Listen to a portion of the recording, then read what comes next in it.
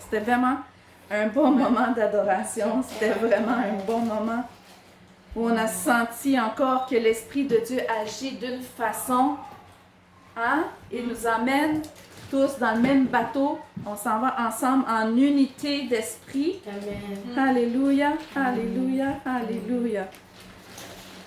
Ouh. Je pense que j'aurais pu continuer ça pour le reste de la journée. Ouais. J'aurais pu continuer à louer Dieu pour le reste de la journée comme ça. On aurait vu le soleil se coucher, on aurait été surpris. Comment ça se fait? Parce que 1 heure dans ses parvis vaut mieux que 1000 ailleurs. 1 heure dans ses parvis vaut mieux que 1000 ailleurs. Bienvenue à l'Église évangélique Parole du Christ. On est bénis par la présence de notre Dieu. C'est pas nous, c'est pas Emma, c'est pas Véro, c'est pas Ben, c'est pas Sylviane. C'est Dieu lui-même qui vient s'asseoir ici avec nous et qui élève nos âmes au point de sentir sa présence, qui élève nos esprits afin d'être un avec lui. Comme Jésus a été un avec le Père, nous aussi nous formons un en Jésus-Christ. Amen.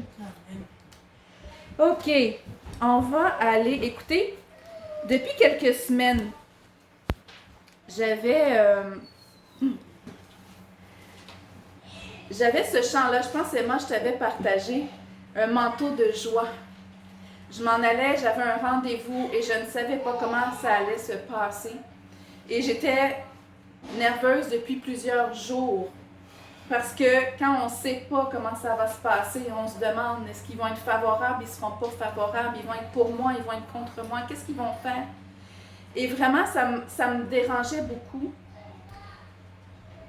Et on avait prié le matin avec Pierre, on avait prié au téléphone, et puis il m'avait dit, Véro, ça va bien aller. OK. Et là, je le rappelle un peu plus tard, je dis, j'étais encore un petit peu nerveuse. Il dit, Véro, on a prié, qu'est-ce qui te prend? Et là, je fais, OK, qu'est-ce qui me prend? Et là, je prends mon auto, je m'en vais, je roule. Et là, je fais comme, ouais, qu'est-ce qui me prend, moi? Qu'est-ce qui me prend? Et là, je me mets à chanter ce chant-là. Le Seigneur me met un manteau de joie, un manteau de joie. Il m'entoure d'un manteau de joie.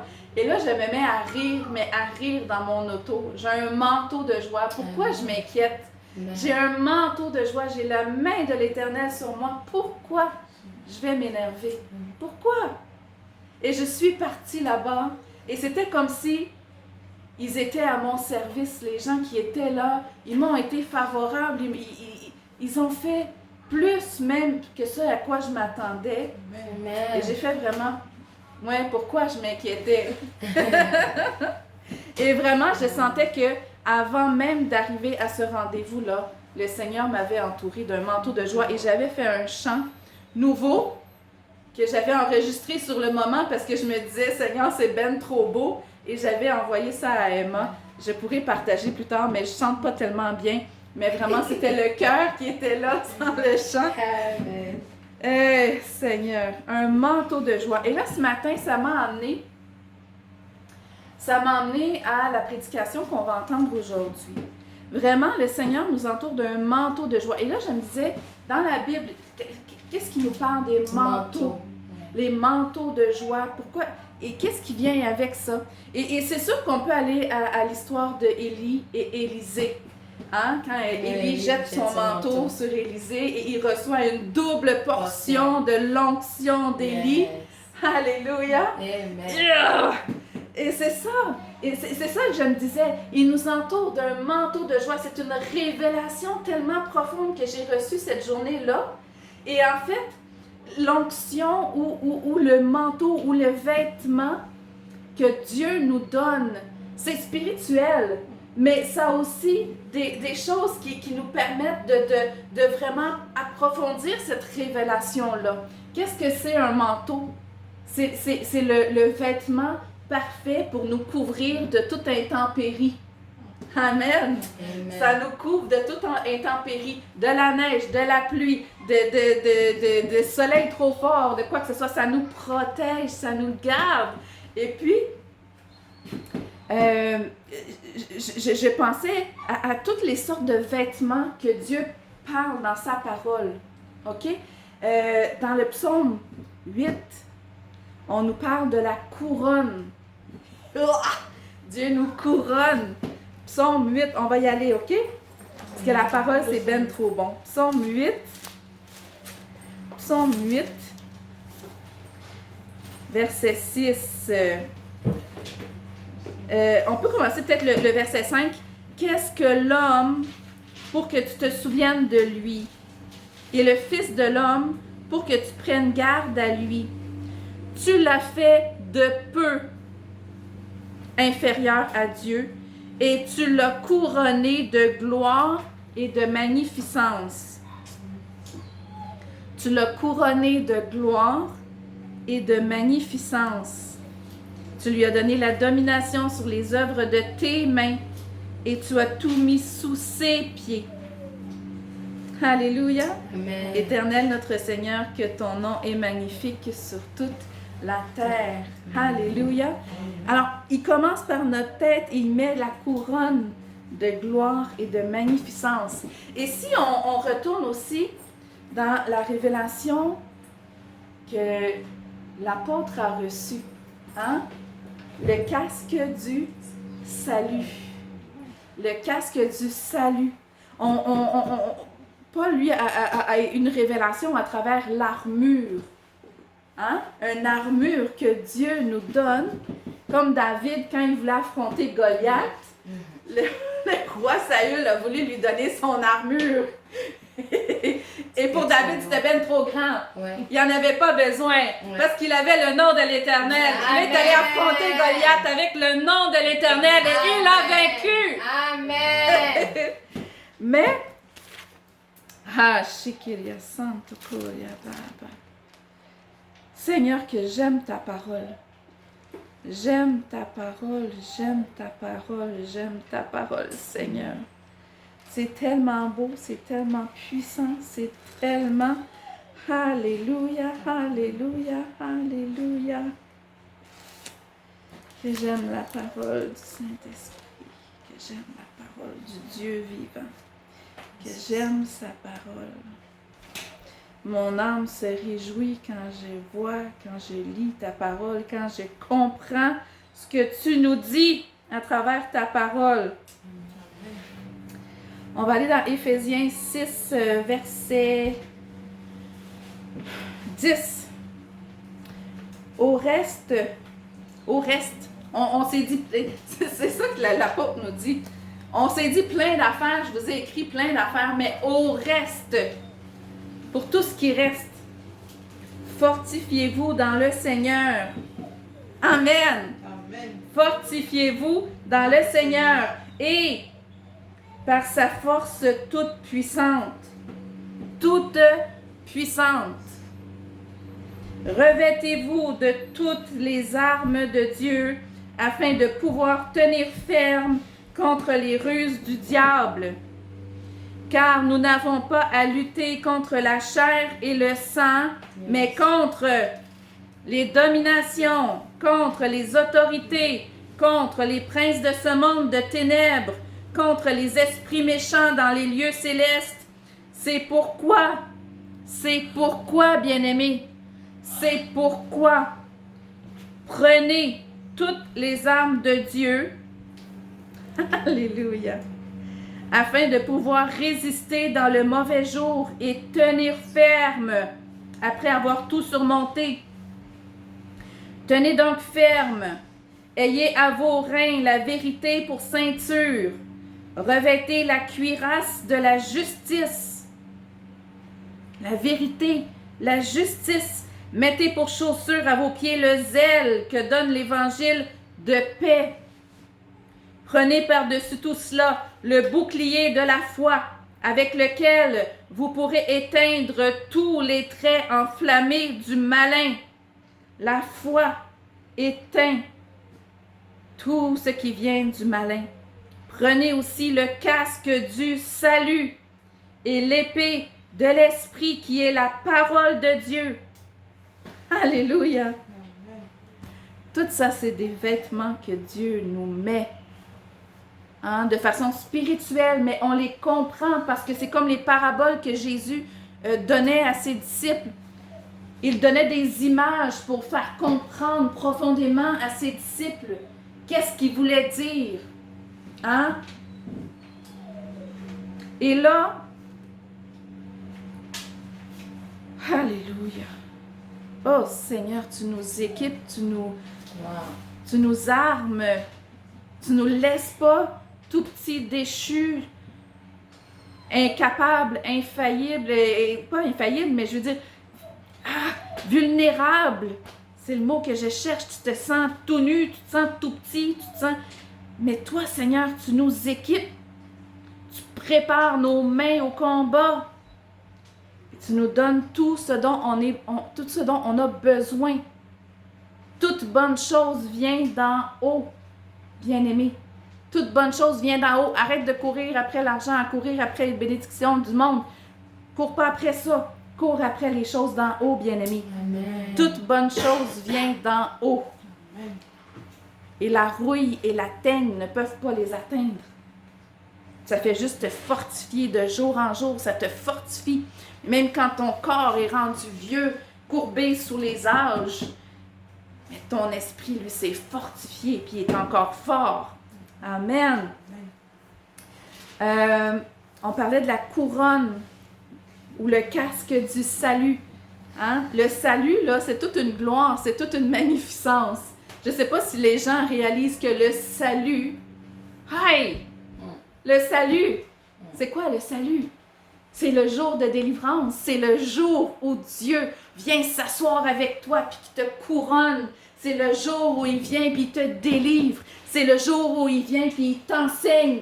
C'est le jour où tu viens et tu pleures à ses pieds. Puis que lui, il essuie tes larmes.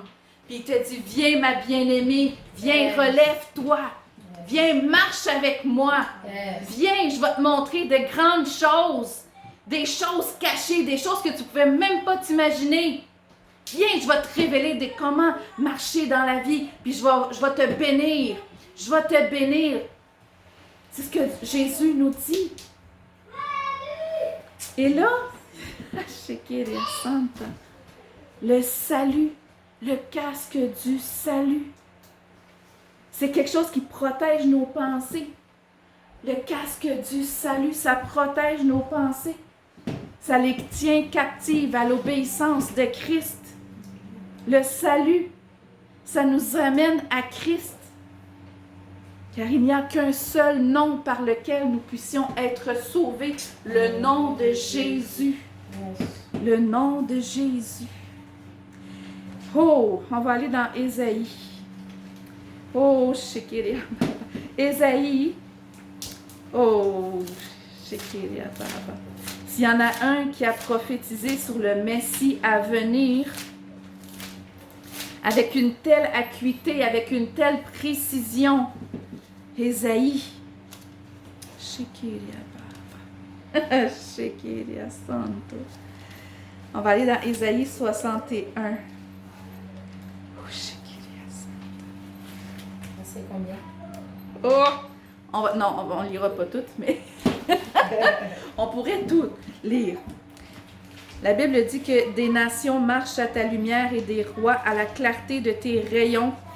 Shekiria Santo. Moi, c'est le verset combien? Vêtements de louange, vêtements.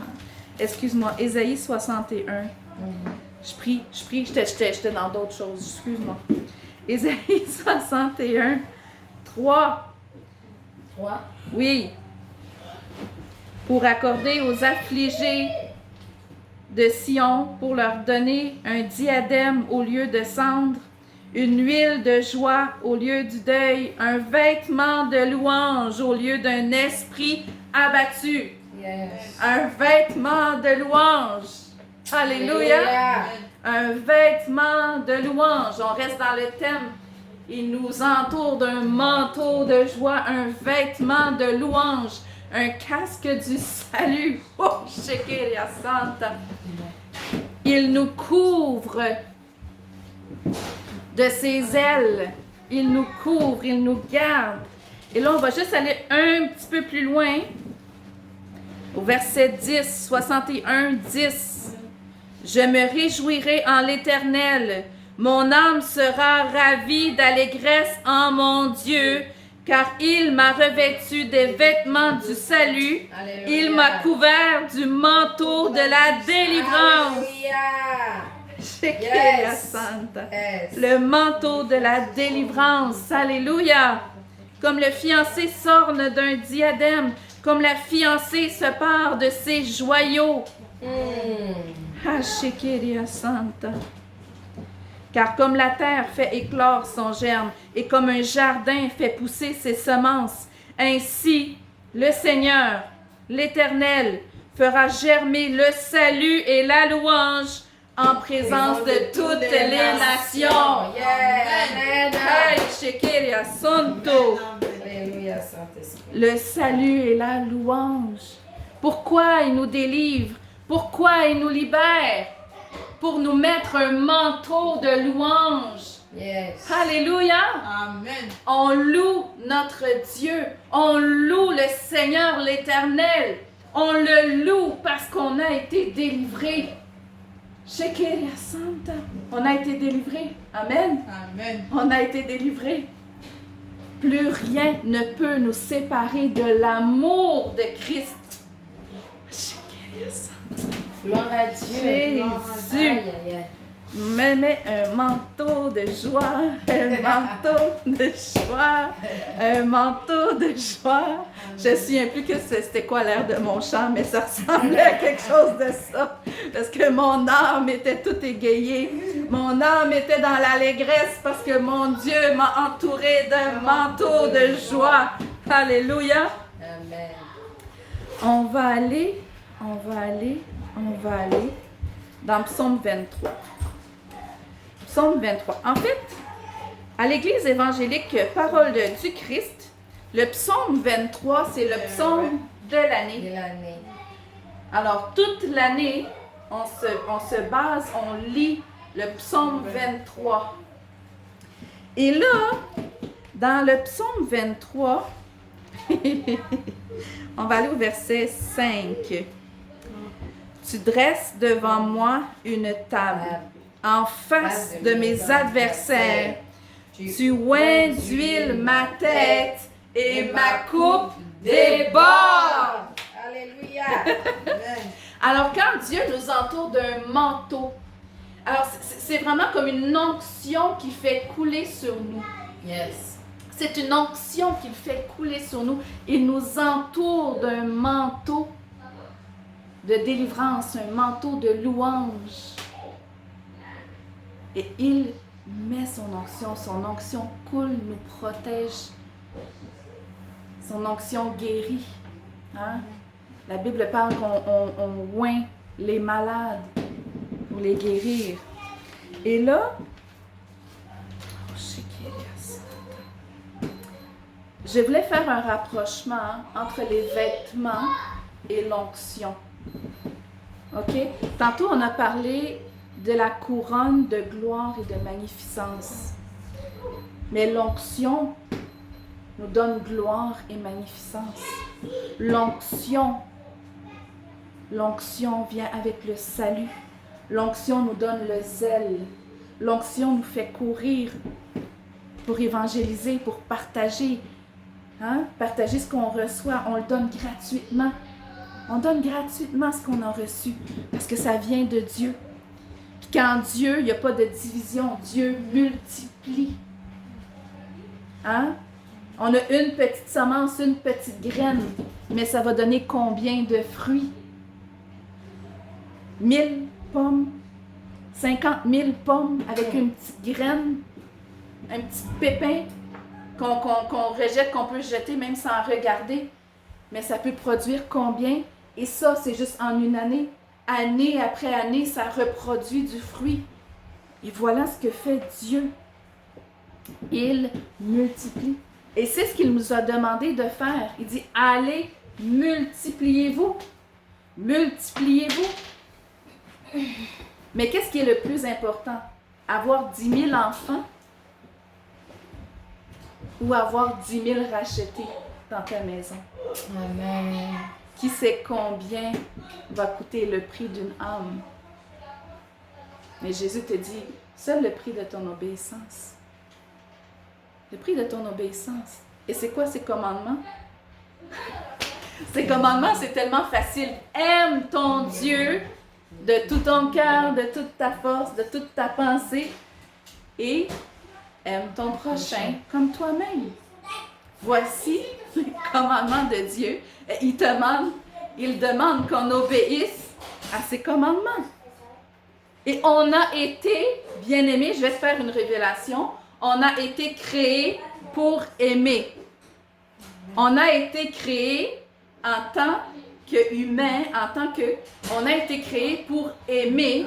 Et quand on haït, on se détruit.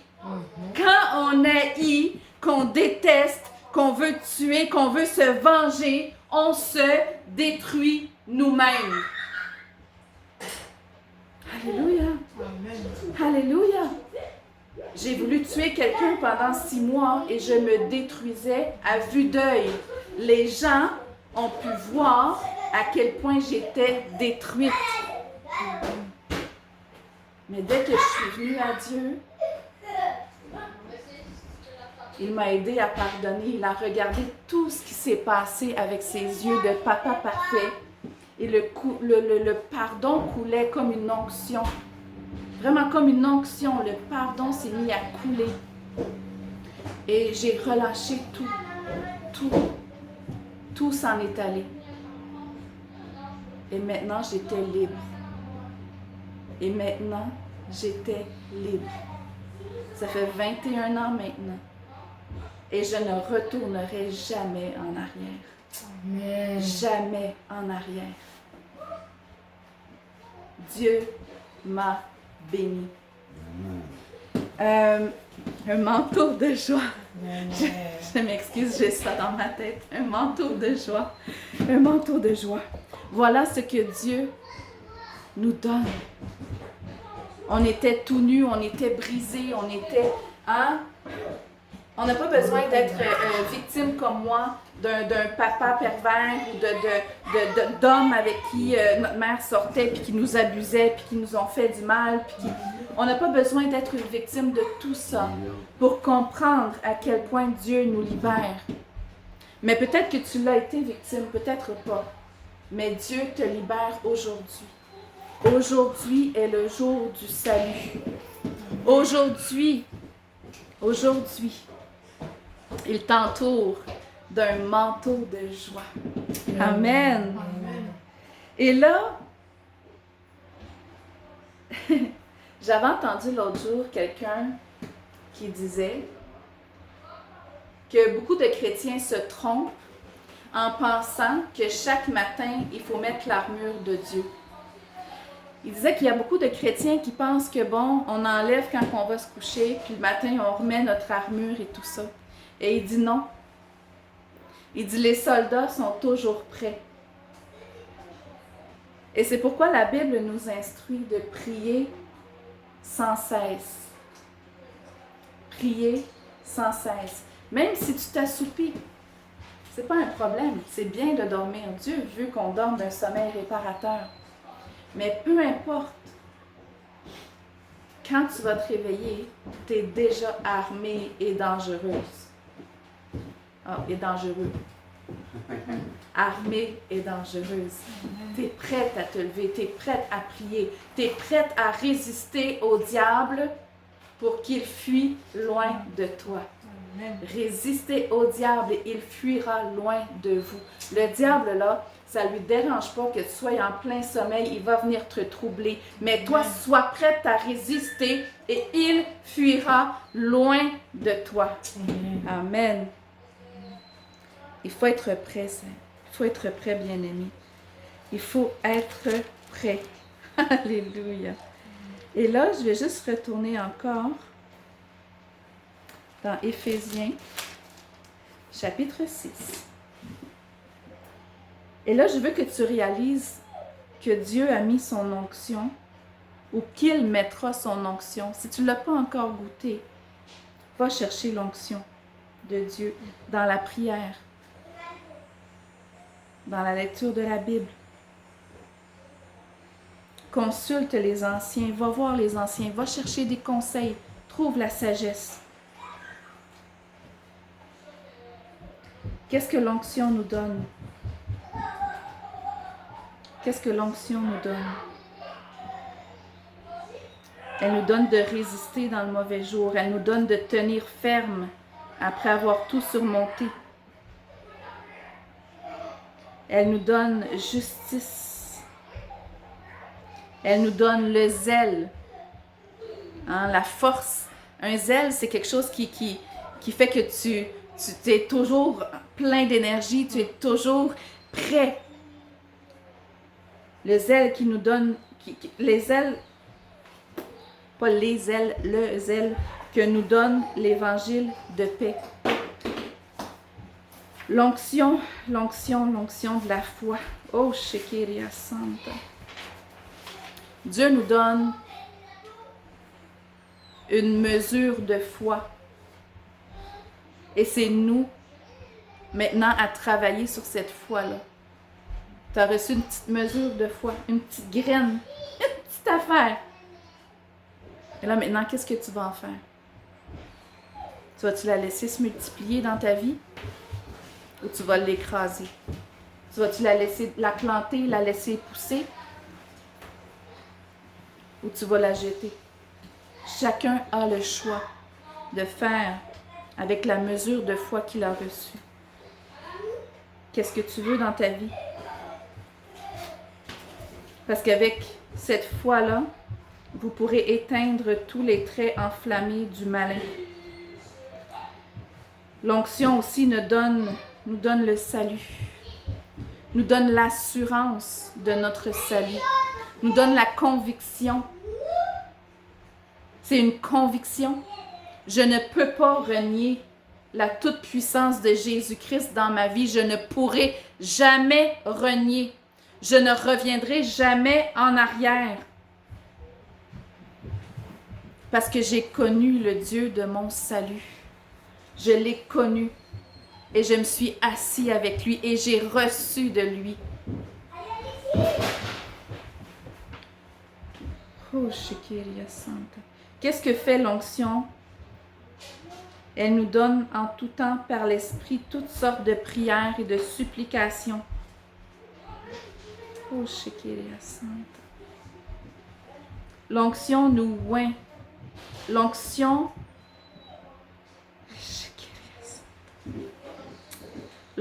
du Saint-Esprit fait que ce Saint-Esprit-là demeure en nous et que nous devenons le temple du Saint-Esprit et que nous devenons des temples de prière, des temples de louange, des temples sanctifiés, des temples justifiés, des temples glorifiés.